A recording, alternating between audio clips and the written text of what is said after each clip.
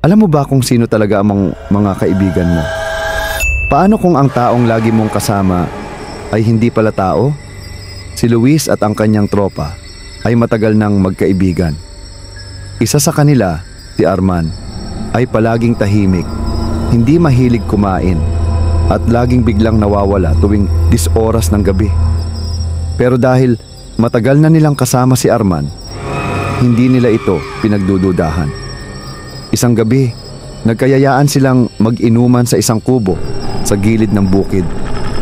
Habang nagtatawanan ng lahat, napansin ni Luis na wala si Arman. Lumabas siya para hanapin ito. Sa likod ng kubo, nakita niyang nakaupo si Arman sa dilim, nakatalikod, parang may kinakain. "Arman?"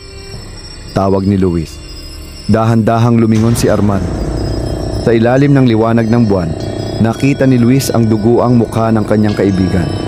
Ang kanyang matay pula, ang bibig niya'y may matulis na pangil, at sa kamay niya, may hawak na isang piraso ng laman. Nanlaki ang mata ni Luis. Napaatras siya, pero nakangiti lang si Arman. "Luis, bakit ka lumabas?" tanong nito. Malamig ang boses. Hindi na nagdalawang isip si Luis. Tumakbo siya pabalik sa loob ng kubo at sinigawan ang mga kaibigan niya.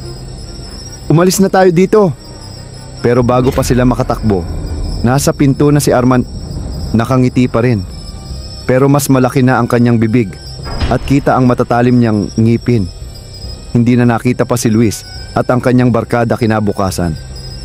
Ang alam lang ng mga tao sa baryo, may isang nilalang na gumagala tuwing gabi, naghahanap ng susunod na biktima. Sigurado ka bang kilala mo ang iyong mga kaibigan?